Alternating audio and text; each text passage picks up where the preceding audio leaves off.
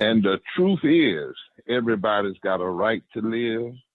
We have to fight for that right to be upheld to live. The Bible says to us in Isaiah 10, woe unto those who legislate evil and rob the poor of their rights. Even Jesus said in this Holy Week, on this Monday, he said, Jesus once said, the laborer is worthy of his hire. As we gather on this Monday, we should be reminded, I'm reminded of the Christian pastor yesterday began Passover for our Jewish brothers and sisters who refused to serve any longer under Pharaoh for slave wages, which merely means you do all the work and Pharaoh gets all the pay.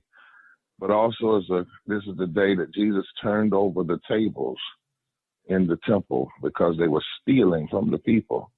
Declared, my house shall be a house of prayer for all God's people. Shook up the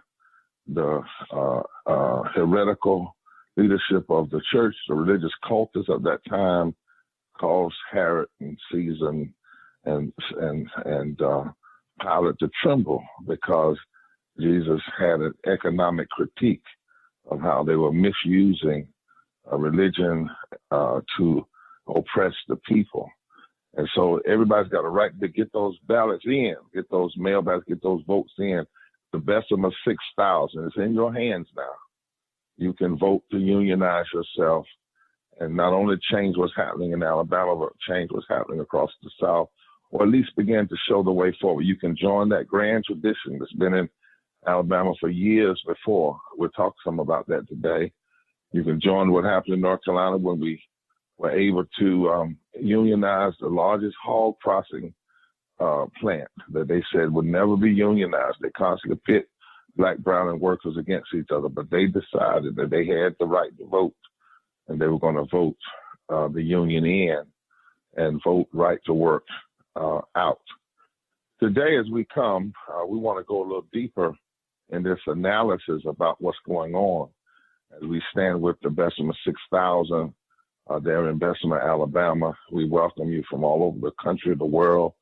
The Poor People's Campaign, a national call for moral revival on another one of our Moral Monday segments. And on behalf of all of the Poor People's Campaign coalitions across the country, and our co-chair, the Reverend Dr. Liz Theo Harris, our co-moderator today, the Reverend Rob Stevens, and so many others, we greet you. But it's so important in this moment that we, as we do history, we don't forget history. And as we engage, we don't act as though we're the first ones to engage or the only ones to have engaged. That we tie in to the great tributaries of liberation that all flow into the great river of justice. And so today I want to have a conversation. Then we're going back to Bessemer and replay some of the rally from last week. But we want to have a conversation with Robin Kelly, Professor Robin Kelly. He was born, earned his bachelor's degree from California State University, Long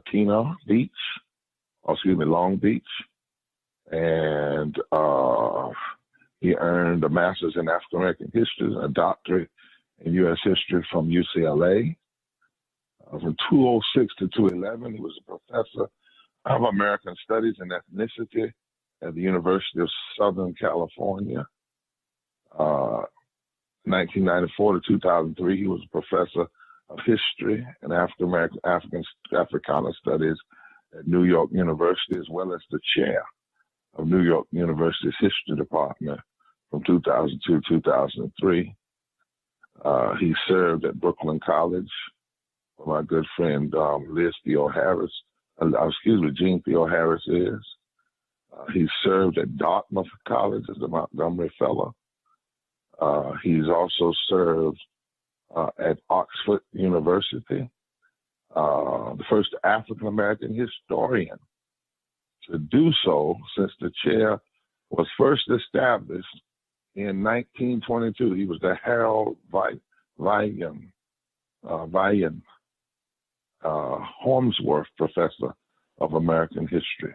And that chair had been in existence since 1922. And he was the first one to serve there. and he is also the author of a biography of Thelonious Monk. Now, Dr. Kelly, that's where I really want to stop right there and talk a little bit about Brother Monk. You know, he's got roots in North Carolina. Sure does. Over in Rocky Mount. Mm-hmm. And I know if Miss Yara Allen is on the phone, she's probably saying, just forget everything else. Let's just talk about the Otis Monk. But we can't do that. But I do know, I believe the Otis Monk had a deep social consciousness as well, as most great jazz artists did. But we want to jump right in. Welcome to this Small Monday, Dr. Kelly, and I'm so glad you would join us today. Thank you so much. It's such an honor to be with you, Reverend Barber, really.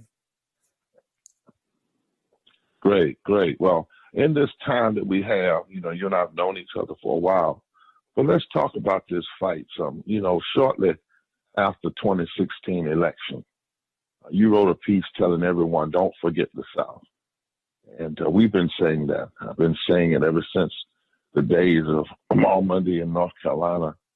I took a look one time at, you know, I think if you just go to 13 former Confederate states, you're talking about almost 170 electoral votes in the race to 270. Mm-hmm. If you add the Southwest states, it's over 180. You're talking about 33% of the United States House of Representatives and 26 members of the United States Senate in the former so-called Confederate states. So which means if you can win all of those and control them, you only need 25 Senate votes from the other 37 states. Right.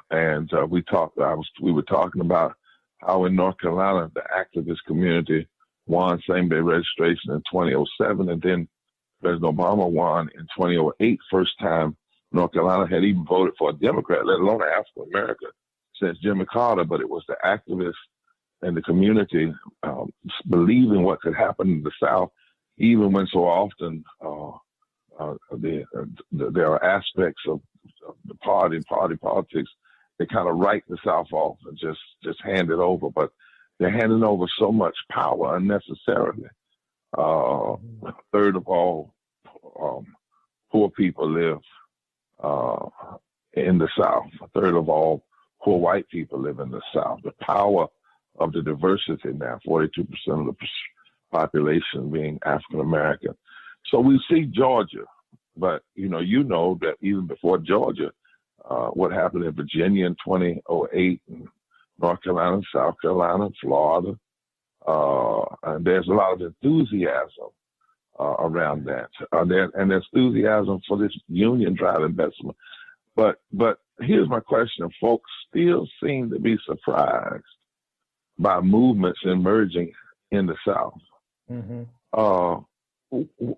Isn't that sense of being surprised kind of unfounded? And what do you think causes that? And as a historian and as an activist, what would you say to so-called progressive people who keep writing off the South?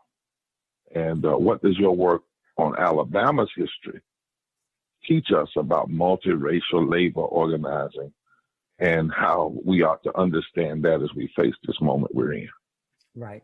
That's a great question. Before I answer it, I just want to give a shout out to other authors, because I know people are reading my book, but Bobby Wilson wrote this wonderful book called America's Johannesburg, and Horace Huntley is also one who's a real great scholar of Alabama, and Michael Goldfield, who wrote The Southern Key. These are all texts that I think that get even deeper into what we're going to talk about today. Now, you have been saying for a very long time that the South is really the epicenter of this country's multiracial democratic movements, and evidence of it keeps popping up. You go back to Reconstruction, to the interracial phase of populism, all the labor struggles in the mines and mills in the countryside of the South. And when we start to really dig deep into Alabama, we learn why, those people who rule the South, no, they don't live in conservative states. In fact, this is why Black people were disenfranchised, as well as some whites, why Jim Crow was imposed in the first place. Say that one more time. I want that slow. You said, okay. Those who rule. I want you to say it, because one more for to hear that one sentence real clear. Say that one more time. So those who rule the South, the class that rules the South, they understand that they don't live in a conservative state. They don't live in this conservative region. We call it conservative, we call it backward, but actually they're trying to do everything they can to suppress those very democratic movements that you've talked about and written about, for years. That is why the South is anti-labor. It's not because the people are anti-labor. It's because they passed laws that make it difficult for those movements to emerge and to thrive. That's why the South is anti-immigrant, not because the people are anti-immigrant, because those who rule the South are. They are afraid that an interracial, multiracial movement would threaten their power. And that is why this is constant war in the South around voting rights, labor rights, immigration rights, just the right for any basic civil rights. So if you look at Alabama itself, it has a very long history of labor struggles going back to the United Mine Workers in the 1890s, the Knights of Labor, all the way, especially the 30s and 40s, which in many ways is the heyday of multiracial, interracial labor struggles in the South. And that was because of two things. One, the role that the left, particularly Black and white communists, played in the 30s, but also because of the New Deal. The New Deal basically protected workers and provided things that we take for granted today, like the National Labor Relations Board, which mediate disputes, and also just the right. The New Deal basically guaranteed the right of workers to organize unions. And it so happens that Alabama then and now still has the highest unionization rate of any state in the South. Bessemer, which is of course a suburb of Birmingham, part of the larger greater Jefferson County area, they had one of the most dynamic unions in the country, which was the International Mine, Mill, and Smelter Workers Union, which is very much like today's retail warehouse department store union, which is organizing the Amazon workers. And what year was that with the miners? I think so they started in 1933. They began. See, that's that point, 1933. So we don't need to ever just think this movement or what we're seeing is like something that just happened. This is I think my mama was born in 1933. She's 86 years old, right? She's born. I think she was born in 1933, something like that. That's huge in terms of our understanding. That's right during the middle of the Great Depression, right? Exactly. Yeah. Exactly. And they were also up against a kind of behemoth company, whereas today is Amazon. In those days, it was the Tennessee Coal and Iron Company, which was part of U.S. Steel. And they used everything. They had company police. They used violence. They used intimidation. They tried to use racism, but they could not, and this is really important, they could not break the solidarity of Black and white workers in that union. They tried company unions to try to draw off the white workers, and it didn't work. But what did work, ultimately, after the end of World War II, was anti-communism. It worked.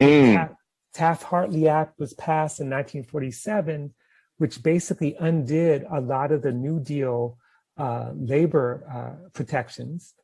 And what it did do, in addition to like outlawing sympathy strikes and that sort of thing, it required union officers to sign affidavits affirming that they were not communists.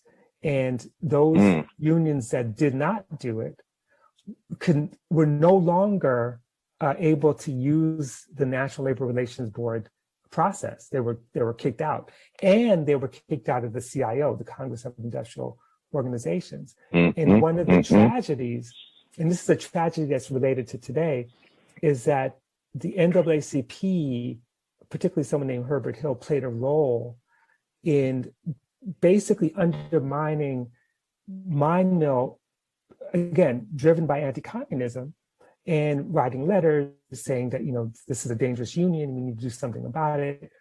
And as a result, Alabama in 1953 becomes a right-to-work state. And a right-to-work state basically means that unions are not protected. It means that no employee could be compelled to pay dues to a labor union as a condition of employment. And those dues are really important for unions to exist. When you say that, and think about how, again, we have to deal honestly with history, that whatever money or resources was put there to get, a NAACP person at that time to write letters against the union, join the side of those who were claiming anti-communism against the very union that had brought black and white people together, and was the key. What it was really is key and critical to transformation in the South. Now I understand when you said that, Julian Barnes they just wrote a book about his teaching at American University. Mm-hmm. And he shared in that book what the plans were for the March on Washington. Originally was a whole day of protest around union and labor issues. I mean, literally sitting in the streets and sit-ins. And then there was supposed to be the mass marching speech. Right. And Bayard Rustin and all of them wrote a letter and signed off on that. But it's interesting, people read it, what groups said were cold to the issue. Mm-hmm. And I think we just have to own this, that there's all, and when you just read that, it made me think about this statement that Dr. King made 56 years ago, this past Thursday, at the end of the Selma to Montgomery March. Now everybody says about voting rights, but this is what he said. He said, the threat of the free exercise by the ballot, by the Negro and white masses, by the Negro and white masses is what created a segregated society. Mm-hmm. This is what happened when the Negro and white masses of the South threatened to unite and build a great society, a society where greed and poverty would be done away with. Now, this is at the end of the march from Selma to Montgomery, and King is talking about greed, poverty, and power.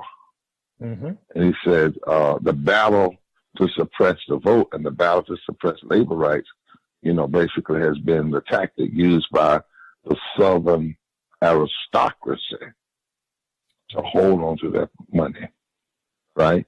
And that's part. And Rob sent me a note saying, and then after the corporate power structure and the racists, misused the NAACP to do that, then that same power structure turned around and outlawed the NAACP. Exactly. I mean, this is exactly the point. So 1953, the NAACP becomes outlawed by the same, it's the same organization that helped undermine the biggest threat to kind of the Southern oligarchy. And you're so right. I mean, if you look at, when we think about the history of Reconstruction, and this is something you wrote about so eloquently in your own work, Reconstruction doesn't end in 1877. It really comes to an end after it's crushed on the eve of the Wilmington coup d'etat. It's precisely the labor's power, multiracial labor organizing, that led to the disfranchisement of Black and some white workers. I mean, white workers in Oklahoma, for example, were disenfranchised by some of those laws. So it's lynching, disfranchisement, Jim Crow were all assaults on multiracial labor movements. And when it was revived again in the 30s, again, you get the same assault. When it revived again in the 60s, the same thing in the 70s. Same assault. And what one of the things I didn't think that you probably would say, that's what I won't say you said that you can give a yes or no, that when you have these conversations about voting rights and labor rights, and while it is right to say, like the attacks on voting rights are racial, that's a protected category. We know we're in an interesting time because the Supreme Court just ruled a few years ago that if you do things to suppress the vote and it's just political, then they said it's okay. But if you do it based on race, then that's illegal. And so I understand the need to make sure you point out the the racist element of it. But we have to also make sure, I think we would agree, that we have to start talking about it's the battle between the ruling class and others. Right. You know, or the ruling class is ultimately what Dr. King called the Southern aristocracy, or the aristocracy in the country, the bourbon class, if you will, that is always trying to keep these multiracial alliances from coming together because of the way they could fundamentally change the power structure and then fundamentally change the economic landscape of the nation. Is that accurate to put it like that? That's exactly accurate. And in fact, it is kind of dangerous to think of these voter disenfranchisement laws as simply, completely just anti-Black, because the consequences are consequences for all poor and working people. You know, I mean, think about, well, what we know is that what follows disfranchisement laws or voter suppression laws are laws against immigrants, laws against labor. I mean, 2016, the Alabama state legislature actually enshrined right to work laws in the Constitution. I mean, that was huge. And they were able to do it in part because Alabama had its own voter suppression laws. So this is it's a war against the class. And if we don't see it that way, we're not going to see why everyone needs to be in this fight, because it's about power. It's not just about, you know. That's right. Yeah. So you've got 6,000 workers, 5,500 of them at Decibel are Black. And yes, we got to lift that up, but we also have to look at how, when they win this fight, how it serves as a possible reset. And if it's done right, it has to bring together all the people who can stand against the powers of the ruling class. Now, I did not know, and I apologize for that. This y'all, you need to listen to this. Dr. Kelly just let us know that voter suppression started in earnest. And I don't know if you know this, Dr. Kelly, but I was put out of the AME Church in Selma during the anniversary of the Selma to Montgomery marches one year because the Secretary of State came to a Bloody Sunday church event and was allowed to speak on the program. And in that church was saying to the audience that his voter ID law was in honor of the people. Oh, no. I mean, literally, it's a tape of this, that it was honoring the great legacy of the people that marched across that bridge. And to be quite honest, I was doing something, because when he got up to talk, I was like, And I heard Bob Zellner, you know, who was first white field secretary, say from the balcony, "Lie."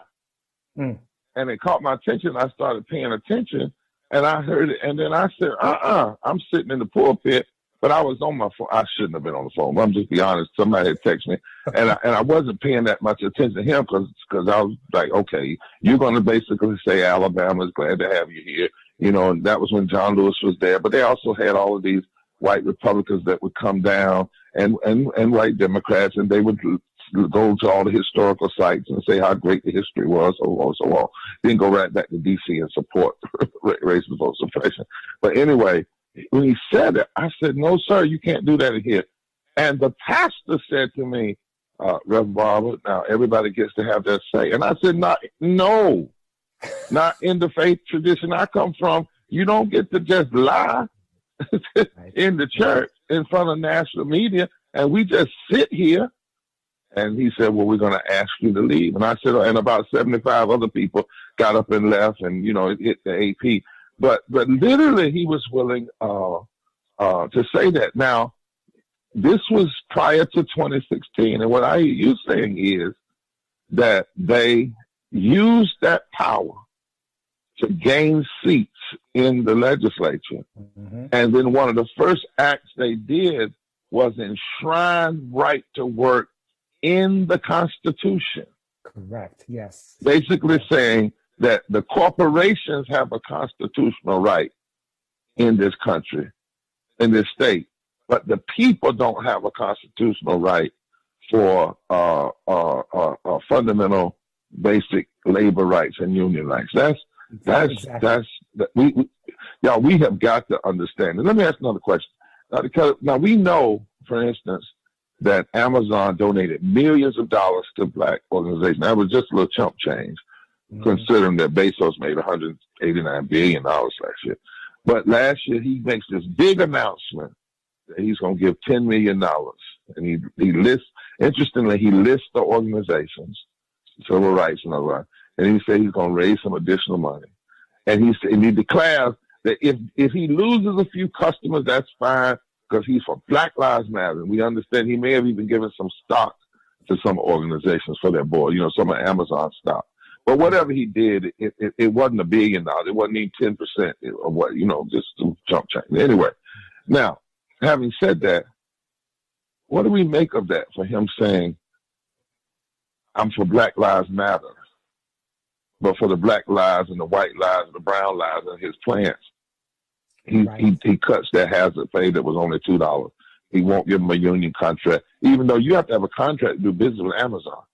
If you ever go you want to order something from them, you have to sign a contract. They're gonna get that. They're gonna get that money, right? They're gonna get their money. But how contradictory is that? And how should we, be very wary of that, especially organizations who would give him cover by allowing him to do that. Right. Yeah. No, that's a great point. In fact, there are two things.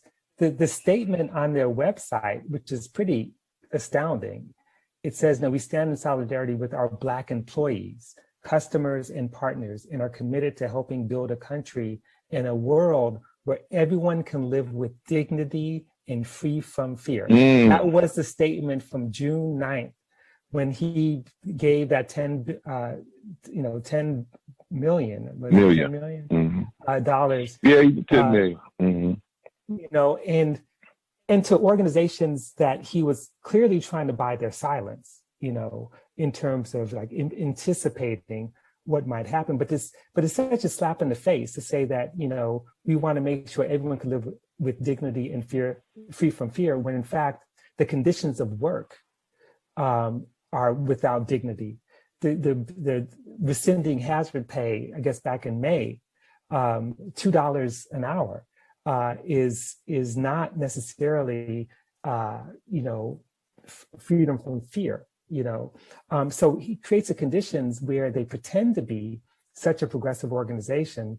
They buy off, and this is typical. This has happened before. There's the great moment in Richard Wright's Native Son, where Mr. Dalton, the wealthy, slumlord, can give money to charity, but then make all this money off of Black suffering.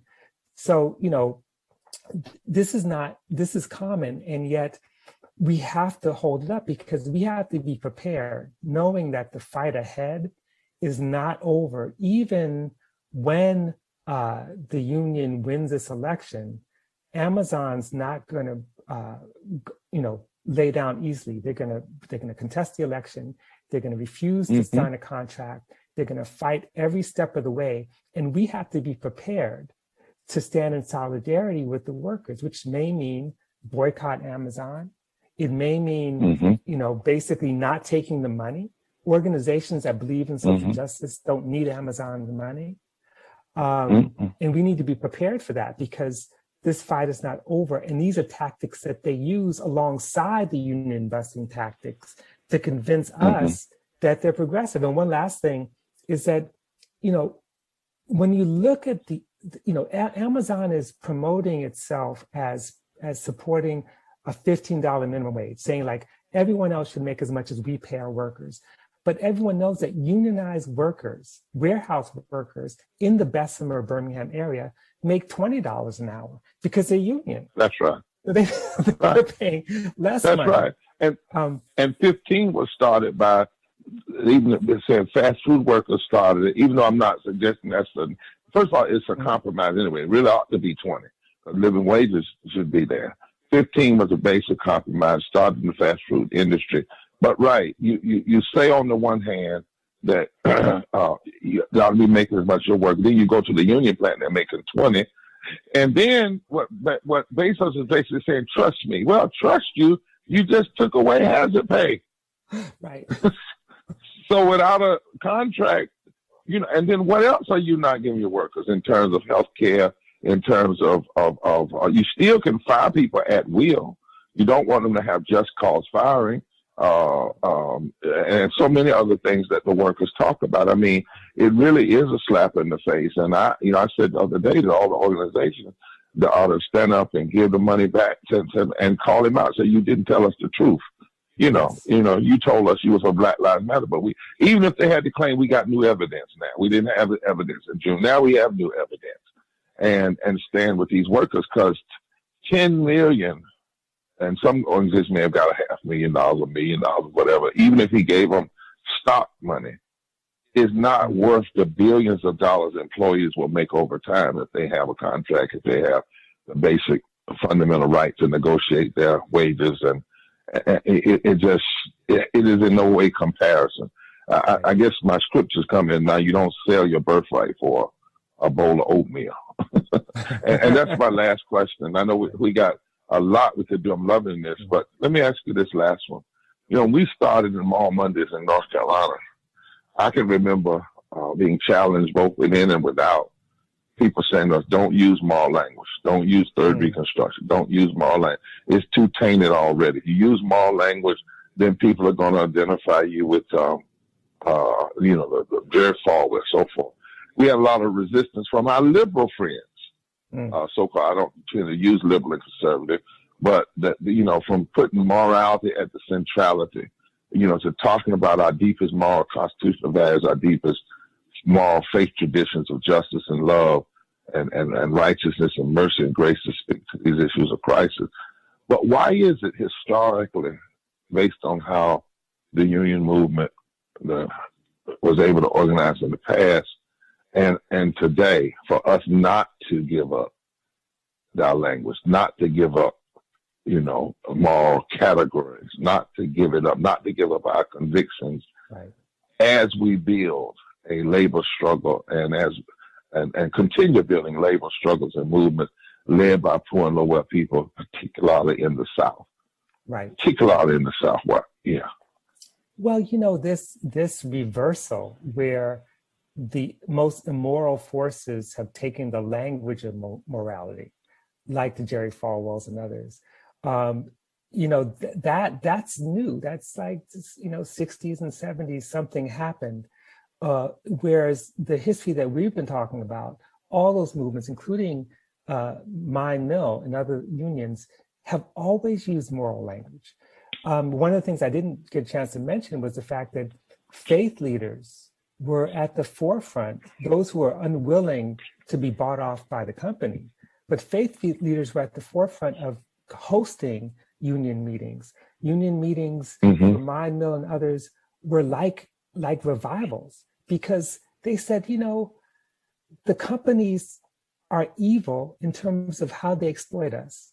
And we need to right that evil, to flip it and create a moral economy that's based on our ability to live, to share with each other, to be able to survive, to put food on the table, to live in houses that are not cold. That this is the moral economy that we need. Moral economy was the common language of the working class. The right to go get wood from the forest, the right to make sure that we're all cared for. That's what the union was about. It was always driven by a language of morality. And it's only recently that language has been flipped. So one of the great things that you have done is basically shown the pathway to restore that moral language, that moral vision, which is what union's all about. That's what a union is fundamentally about. Yeah, in fact, the greatest post-Easter scripture is in Acts, where it says, and when they were all on one accord, the purpose of the unity, and then it says, and they created a way so that none among them would be poor and without. So the union, was utilized even in the early days of the church towards building a community of economic justice. Right. You know, the unity is not just unity in and of itself. The unity is a way of seeing life. It is a pathway forward. It is the recognition that the great creator of all that is did not create a monoverse, but a universe. Mm-hmm. Right? A universe. And that universe is supposed to work in a way that lifts all people.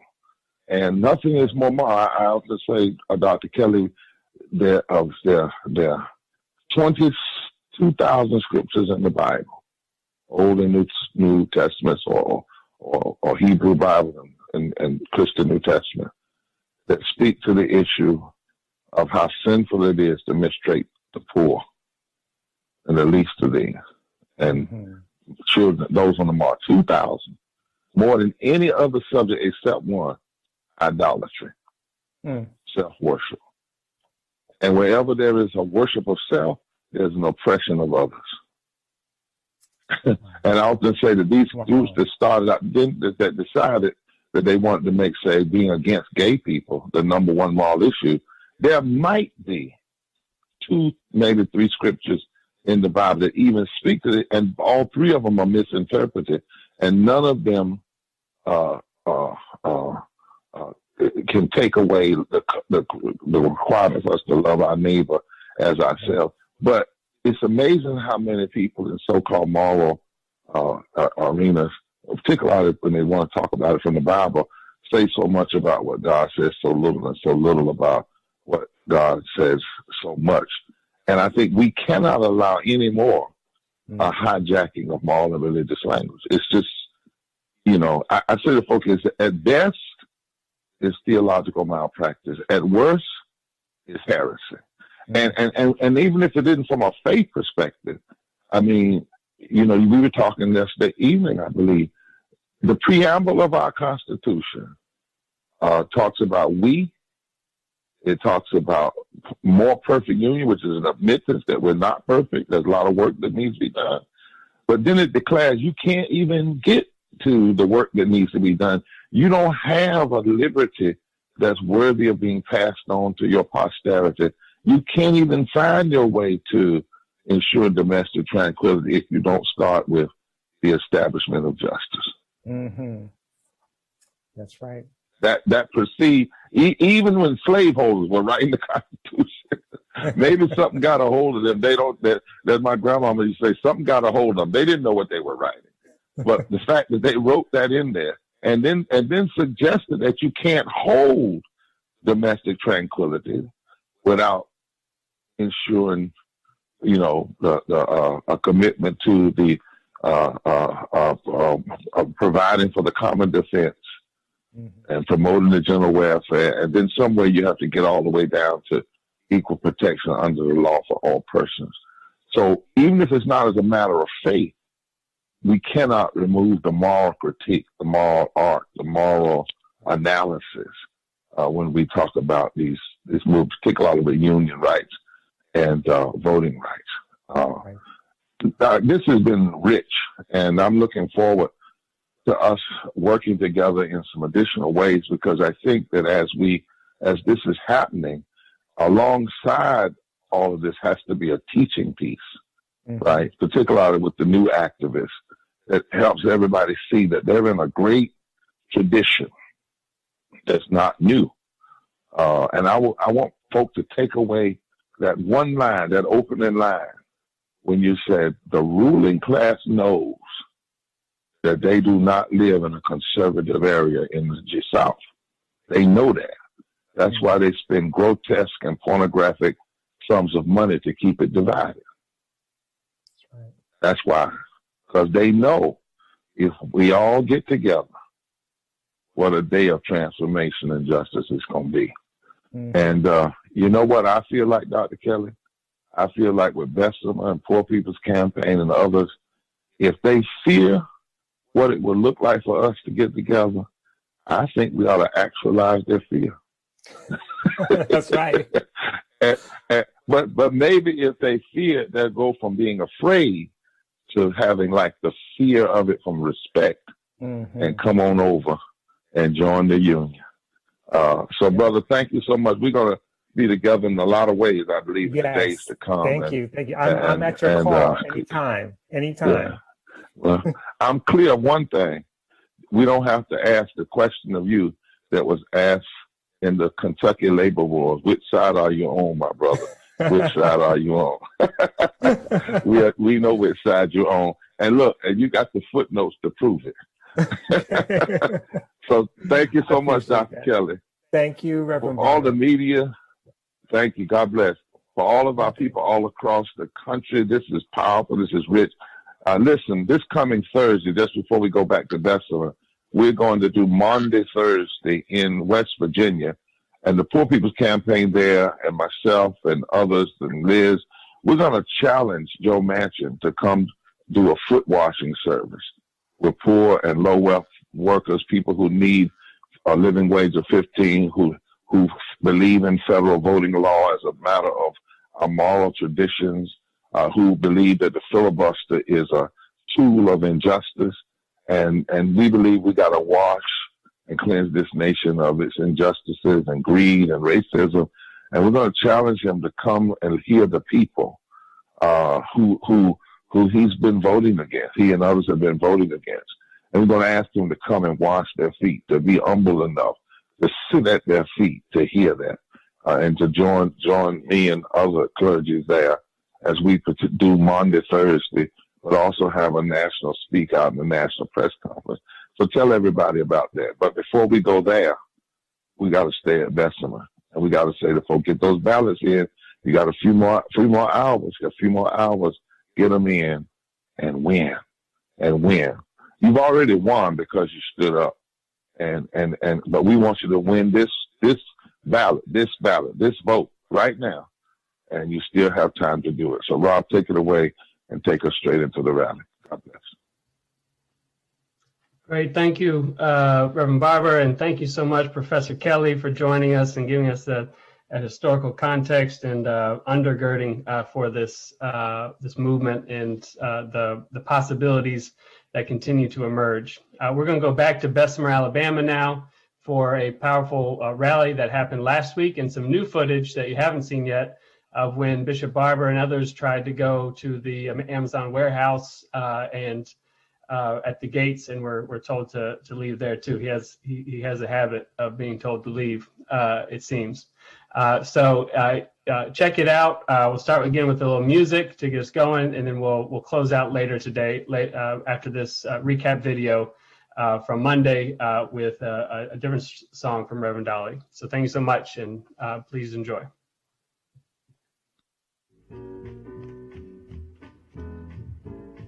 Well, now everybody's got a right to live singing. Everybody's got a right to live. Don't you let this campaign fail. Get those yes votes in the mail. Singing, everybody's got a right to live. Come on, y'all, sing.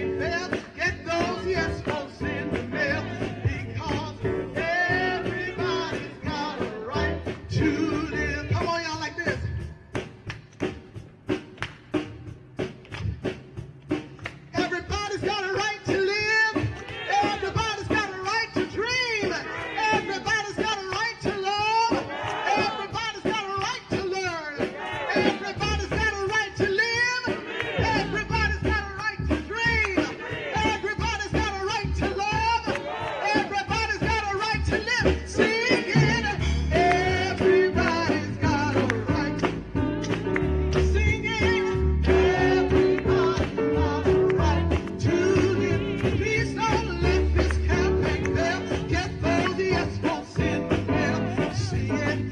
Everybody's got a right to live. Yeah! All right. I am so delighted to be able to introduce next Mr. Michael Foster. We are not related, but we do have the same last name. But he's a dynamite union organizer that has become one of my good best friends. And I'm about to introduce him now. Michael, would you come forward? Yeah, Mike. How y'all doing this evening? All right. It's great to see everybody's coming out to support the movement that we have going on right now. It's beautiful just to see people, how they want to come out and help. And I got a couple workers here from Amazon, and I want to introduce the first one. The first lady that I'm going to call up is a great leader. She's the fighter, and her name is Linda Burns. Linda Burns! To the whole world, Linda. They listen. Hello, everybody. Just like she said, I'm ready to fight. I'm ready to live. Amazon, Bezos, OMG. He's just horrible. And I'm ready for more wages, better wages. We want better time at work. We want to go to the bathroom at work. How could you work for somebody that's trillion, billion, whatever you want to call it? How can you work for them and they don't want you to go to the bathroom? If I go to the bathroom, it's going to take me 5 minutes to get there. When I get there, that don't necessarily mean I'm just going to use it, and it may take me longer.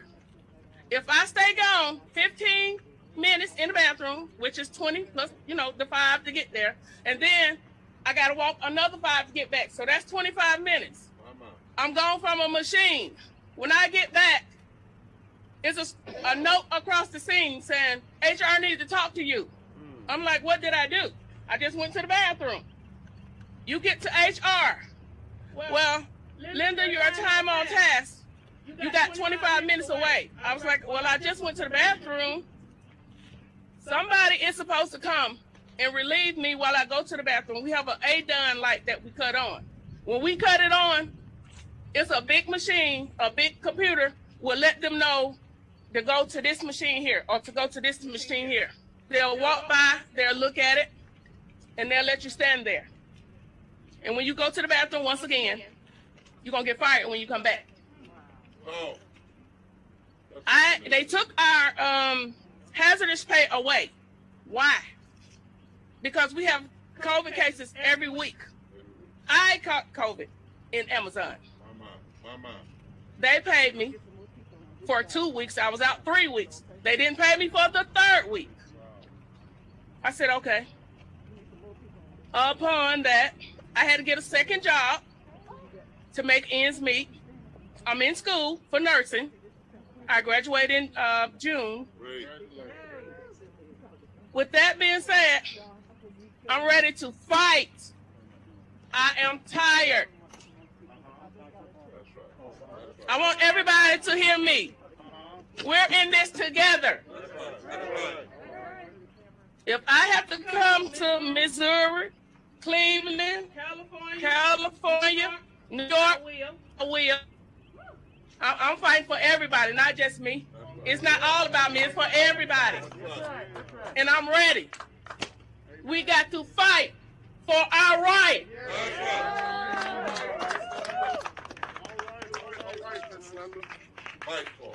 All right, y'all. Y'all just heard from Miss Linda Barnes, a dedicated worker at Amazon. I have another speaker here from Amazon, and his name is Emmett, and we're gonna let Emmett come up right now and give you a piece of his story.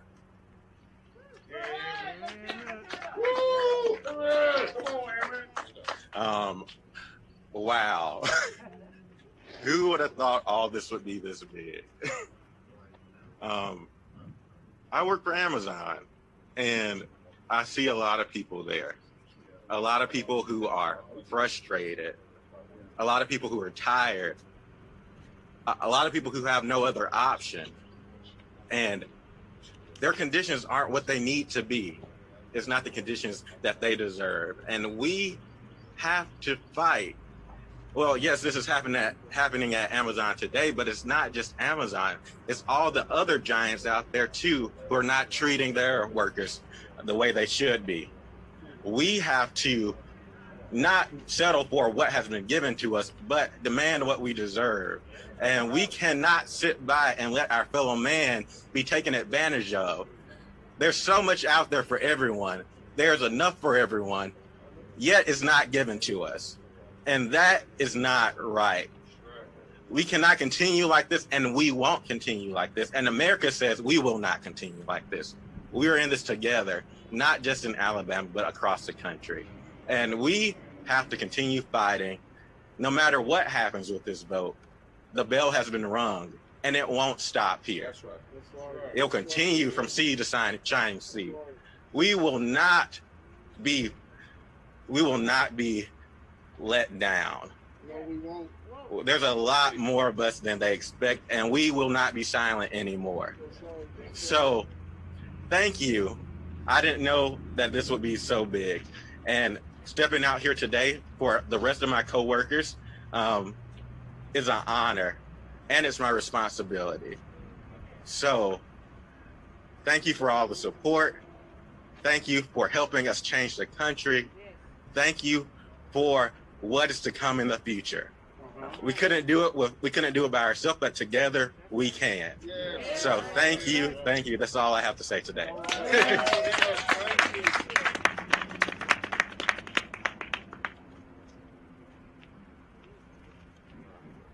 I am so pleased that when we extended an invitation to our next speaker, he eagerly said yes. And that is Reverend Dr. William J. Barber II, who is president and senior lecturer for the Repairers of the Breach and co-chair of the Poor People's Campaign, a national call for moral revival. I am so excited that he said yes to our invitation to come here and to support our groundwork that we were doing to support this movement and what the implications for it all over this country. Reverend Barber, thank you. I want to first of all start by inviting some of the workers just to come a little closer with a placard, because I really don't have interest in the media seeing me. I want them to keep their eyes on you, and I want to see a little diversity, because one of the things I just said, this is a powerful sister right here. That's the national spot. Give her a placard. And my sister right here, because I want to show diversity. Come here, you got somebody to stand up here. Right, you see, because what's important, particularly in the South, that folk understand, and I was going to ask this before I say a word, and you all can just holler back the answer. Do you have black people organizing in this fight, yes or no? Do you have white people organizing? Do you have brown people organizing? Do you have Asian people organizing? I want the nation to hear that, particularly as we come here from Alabama. And the invitation came, I don't even know how to say, you can't say no. And what we want to be clear is the reason we're here today, and this is a press rally, it's COVID safe. That's why you don't see the parking lot full. But what you've got, for the members of the media, are tens and tens and tens of thousands of people from all over the world and all over the country.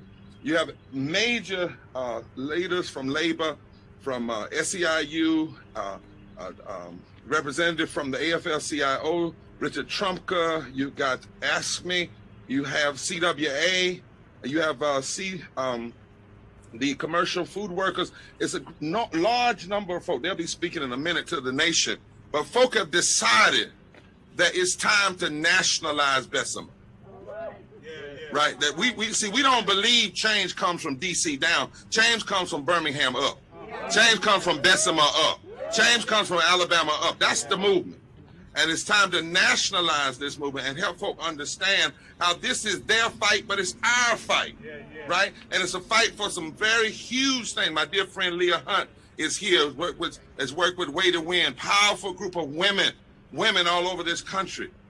And I want to kind of share that with you today. I call you all the Bessemer 6,000, right? The Bessemer 6,000. And some things I want to make sure the media understands. Understand this is a virtual rally. We didn't want everybody to come out here for safety purposes, but you better believe there are thousands and thousands of posts. There's media from all over the country. I want you also to know that we come here in a context. In Alabama, over 900,000 people are poor and low wealth. 900,000. The seventh highest in the nation. I want to invite the pastor. I'm a pastor. If he's standing, this brother was with me when we were in Winston-Salem. He's real deal. He comes from Alabama. So if he would join and stand here with us. I want you to know, national media and local media even, 450,000 people in Alabama don't have health care. That's right. Because Alabama's been one of those states that's refused to just do something as simple as expand Medicaid. Alabama has the worst voting laws. In fact, it was the Shelby case that started here, that gutted the Voting Rights Act. It's important that we understand the context is a context. And one of the things we're coming here today is to say to Jeff Bezos and to the bosses over at the Amazon plant, listen, we told Jeff Clark to call off the dogs on Selma. We need you to call off these union-busting dogs. Yes, yes. We need you to call off these union-busting people that you have hired that are trying to stop people from voting. If it's an insult anywhere, it's surely an insult in Alabama. To literally try to lie and undermine people's right to vote, right? But I also want you to know that we know this. This is something we know, that strengthening the labor movement in the South is critical to any effort to transform this country. You cannot transform America and bring healing to America until you transform labor in the South, and unions are essential for poor and low wealth working people to build and demonstrate power.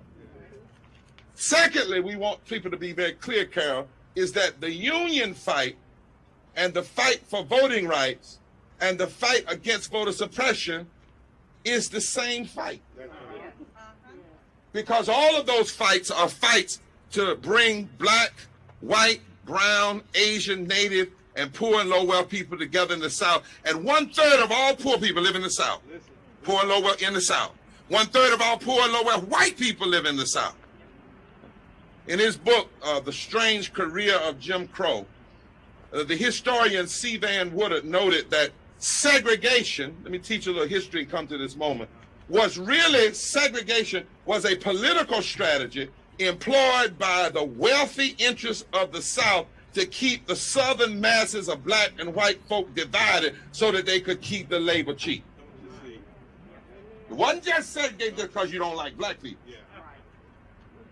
Tahishi Coates teaches us that race is the child of racism. Racism comes first. And what racism is at its core is not just a hatred for black people, but it's a hatred of humanity. It is an economic strategy to keep people divided so that a few can have all they want. You got to understand, you cannot have a conversation about racial justice without talking about economic justice. You can't have a conversation about stopping voter suppression without stopping union busting. Because they come from the same core. That's why this week, 56 years ago, at the end of the Selma to Montgomery March, guess what? Dr. King connected the fight for voting rights and the fight for labor rights. Now, a lot of people don't talk about that. They think Selma was just about voting rights. But when Dr. King got to Montgomery, stood on those steps, this is what he said: the threat of the free exercise of the ballot by the Negro and white masses is what created a segregated society. This is what happened when the Negro and white masses of the South threatened to unite and build a great society, a society where greed and poverty would be done away with. The battle to suppress the vote and the battle to suppress labor rights has been the tactic used by the Southern white aristocracy to hold on to their money. And it's still true. The same money that's behind voter suppression is behind blocking labor rights. And we need to understand that. And so this is the first viable attempt to form a union at Amazon in the United States. You all are first, just like those folk were first to cross that bridge. This is not just Bessemer, this is the world. Bessemer is now ourselves. Huh? Yeah. Huh? Yeah. This is the first attempt in Amazon, in the United States, to unionize. And 6,000 of you have been called to mail in your ballots. And the National Labor Relations Board said this has to happen. They can't block it. They're trying to suppress it, but they can't. The only way they can block it is you don't vote. The only way, right? And I want to thank the Retail, Wholesale, and Department Store Union and all of you who are here. Now, here's what's at stake. All the workers at the Amazon plant, and any plant that's not unionized, but let's talk about this one, are at-will employees. Means they can be fired at the will of the boss, no just cause. But if you have a union, you become just cause employee. You shift. Right now you're at will. When the union, it becomes just cause. They have to have a just cause in order to fire them. Furthermore, you can call on the union to help mediate and file charges on behalf of the worker. Now, Amazon said last year, and I've got to talk about this because some folk not going to like it, but, you know, so what? I'm too old to lie now. And Jeff Bezos last year said he was concerned about Black Lives Matter. That's what he said. And to show his concern, he said he was going to give $10 million to black organizations. Chump change. Yeah. And he was going to organize other groups to give some millions of dollars to organizations. I want to say today that Amazon doesn't care about black lives if you give chump change to black organizations, but then block union and labor rights for the workers right here in Bessemer. Don't play with us like that. In fact, every national organization that is taking money from Jeff Bezos ought to give it back until he stops the attack on these workers. 85% of the workers at this plant are black, 5,800. The rest are white and Latino. But don't play with us. You can't give us 30 pieces of silver. Ha! And then undermine and say you care about black folk. You care about black folk, let them have labor rights. Care about black folk, let them have sick leave and health care. You care about black folk, don't pay a woman 2 weeks when she needs 3 weeks because she got sick in your plant. Jeff Bezos has seen his personal wealth skyrocket from $113 billion to $189 billion during COVID. Hear what that means? 8 million more poor people went into poverty during COVID. But Jeff Bezos made money. Billionaires made $1.5 trillion during COVID. You're right. $1.5 trillion during COVID. 20,000 Amazon employees got COVID by October of 2020. And then, you know what the company did? This company that claims, and I'm through, this company that claims that it cares so much, they cut hazard pay while they were increasing the hourly work. Now, we have a phrase for that. I'm a preacher, but we have a phrase for that, and Jesus used the word, so I can use it. That's a damn shame. That same thing Jesus said to that fig tree, when that fig tree was putting on, like it was a fig tree, but it wasn't producing any fig, Jesus said, I damn you, because you're putting on. To say you care about folk and 20,000 of your employees catch COVID, and then you give them a little bit of hazard pay, and then as soon as folk not watching, you take it back, while at the same time you're increasing their work, and that would have never happened if you had the union. But not only that, Amazon has tried to do everything they could. They send mass text messages out. Y'all need to know this in the nation. You know, we mad about what Trump did with text messages. You ought to see what Amazon's doing. Huh? They send messages out with lies, claim it's going to cost jobs. Then they make the workers go to classes, and then the instructors try to scare the workers. And then when the workers don't know the truth and stand up and say, no, that's not true, they call them to the front of the class and take a picture of their badge, their worker. That's what's happening right here in Alabama. And Alabama already knows that. That's the kind of foolishness they did back in the days of the Civil Rights Movement. Intimidation. And then lastly, 19 workers, as I said, have died. The workers need a union and a contract. The movement doesn't end with March 29th.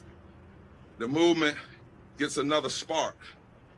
Truth of the matter is, you win this battle here, it opens up the whole South. You are going to win. And you win here, it's going to be just as big as when they won going across that bridge. Because it's going to open up the whole conversation again and the whole action around connecting the battle against racism and the battle against denying people labor rights and unions.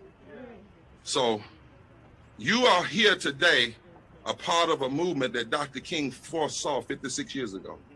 When he said it on that step, so that whenever we figure out that the whole goal of racism is to keep the poor white masses and poor black masses and brown masses separated. And if we figure out, as you are doing here, that we aren't going to be separated anymore, and you win, this is the kind of fusion coalition that can change the South. It did it before, and it can do it again. And what you are doing here is showing the nation how to build the kind of power that's necessary to raise the 140 million poor and low wealth people up out of poverty for real, and to get the 87 million people health care. This is a part of America's third Reconstruction. You are not just workers in a small plant in Bessemer. Nobody really knew the name of Selma 56 years ago. Nobody didn't really know her. But when God got through, when the people got through, when they organized black and white and brown together, and they wouldn't let anything turn them back, and they won. Ever since then and until the end of time, forever and a day, people know the name Selma. You winning, people will know the name Bessemer and the Bessemer 6,000. And your name will give people courage to fight all over this country. And when we change the South, we change the nation. Yes, we will. You want healing to come? Establish justice in the South. Right here. And then we can be ensured of domestic tranquility. So I just wanted to come to stand with you, not to talk for you, but to stand with you and to help the nation to understand, and say to the nation, this is a national issue. Yes. It just happens to be located once again in the heart of the South. Earth of the South. In Alabama. Yes, sir. Alabama, you did it before. Yeah. Yes. Yeah. They tried to rock your boat with officers on horseback, but you did it before. Yeah. They tried to stop you with dogs in parks, don't you see? But you did it before. Yeah. They shot some of you, but you did it before. Listen. They had a governor that said segregation yesterday, the day in the march, did it before. So Jeff Bezos really ain't your problem, because you face worse. Like David in the Bible, you've already faced the bears and the lion. A Goliath ain't really that much, because no matter how big a man is, he ain't stronger than a lion or a bear. So you've already proven what you can do. All you need to do is just do it one more time. God bless you. This is supposedly the gate. Now you can tell that this road probably wasn't just built by Amazon money. It's public money. But again, this shows the way in which the anti-union forces get all involved with local political forces. I'm sure they paid all kinds of money and got all kinds of promises. And there are people that will say, well, it's best to have the plant. But it's not just good to have the plant.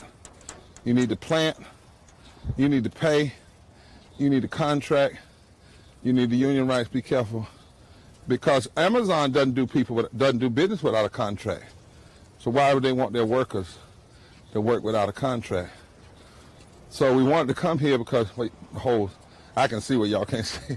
I don't believe you should just stop because somebody tells you can't do something. And so they had one of their people to come out. He said it was a rule. I said, well, can we call PR? He said, yeah, but it's a rule. He said they don't like you to come on. And I thought about that. They really don't like the media. They don't like attention, Leah. They don't like somebody telling the truth.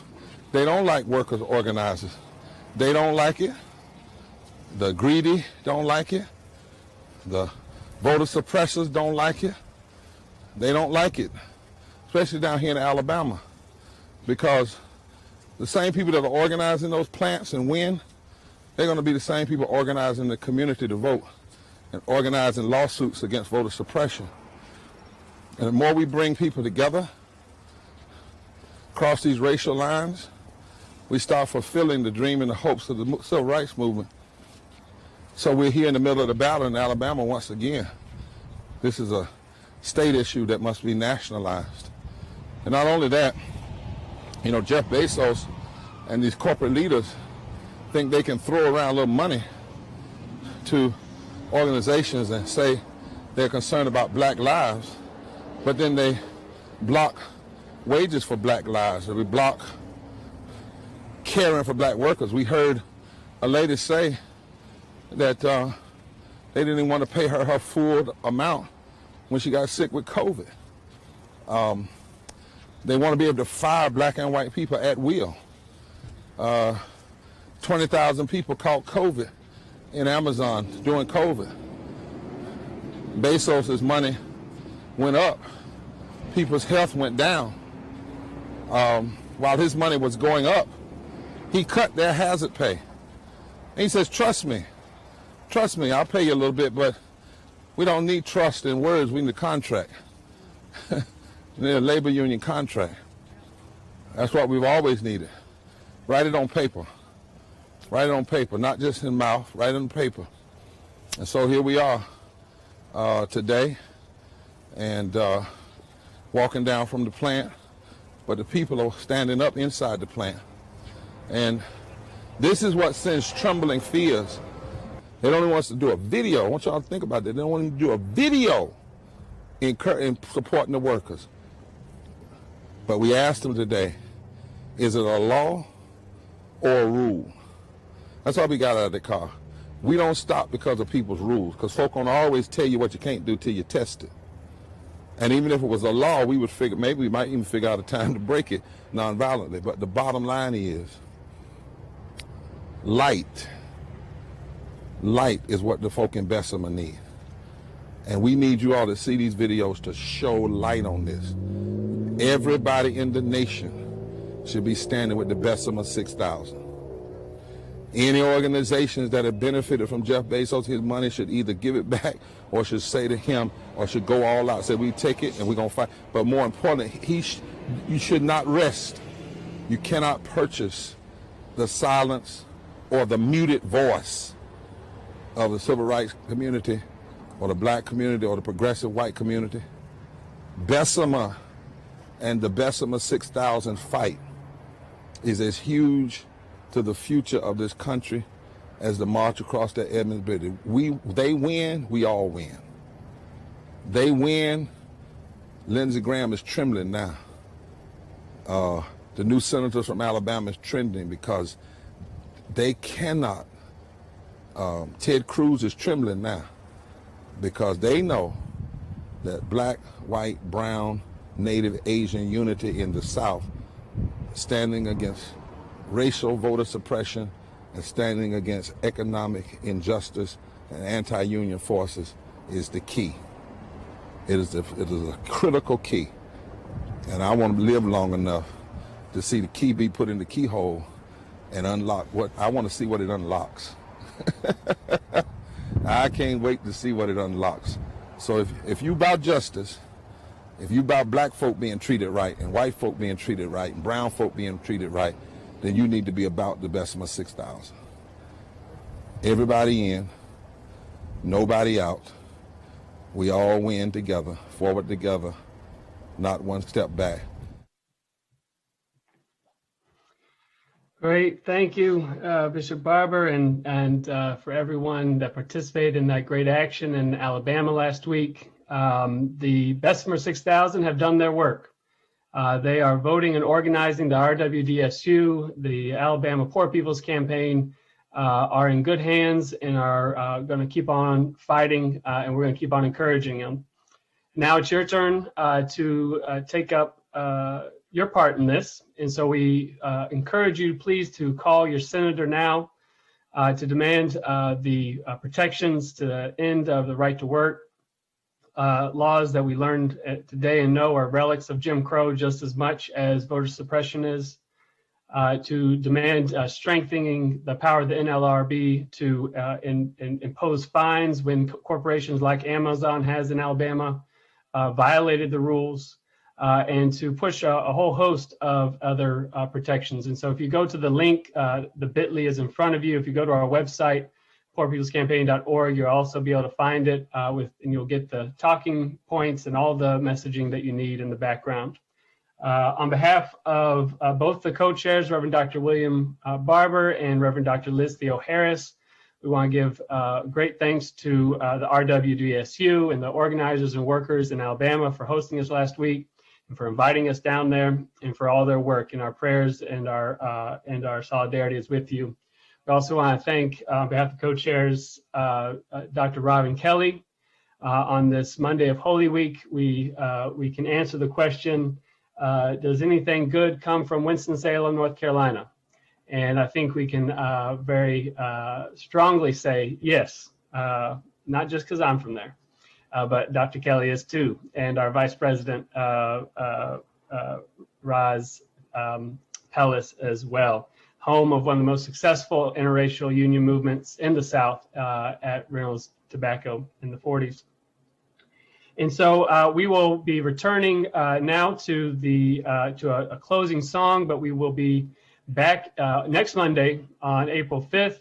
On Easter Monday to launch a Faith Moral Monday, Making Holy Trouble, as we push forward the insistence that we not have labor rights and voting rights be held back by a relic of Jim Crow in the filibuster. And so stay tuned for a major announcement and campaign starting on Monday, April 5th. Today is, of course, the first Moral Monday, when Jesus turned the tables over and refused to abide by an economic system that would exploit our people.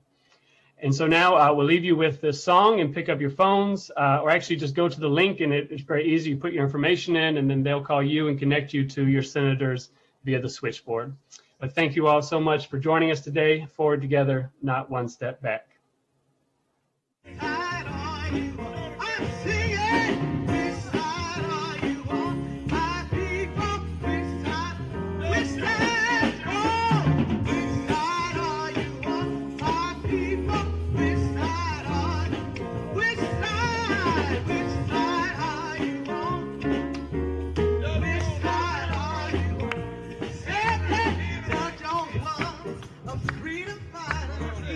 Teaching us how to fight. Say he fought all day and he fought all night until he got it right. Sing it, which side are you on? My people, which side are you on? I'm singing, which side are you on? My people, which side are you on? Oh, Poor People's Campaign, we are freedom fighters. We're teaching you how to fight. We're fighting all day and we're fighting all night until we get it right.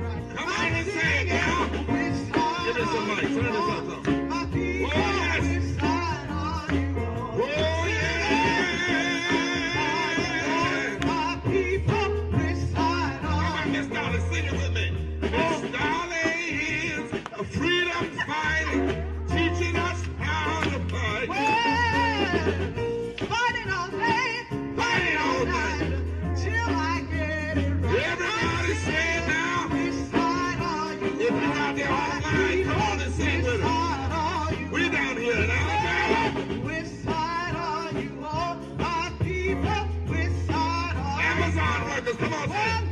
The Amazon workers, the freedom fighters, teaching us how to fight. You better say it, you better